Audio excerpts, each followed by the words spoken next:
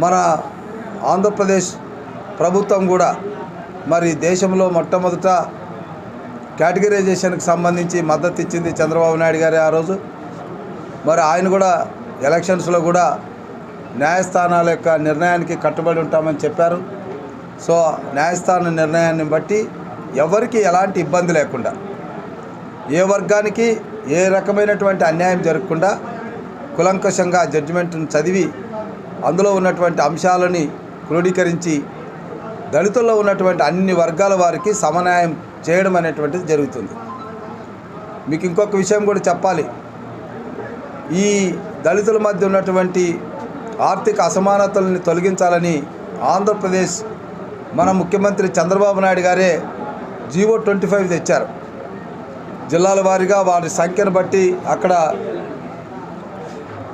నిధులు విడుదల చేసేటటువంటి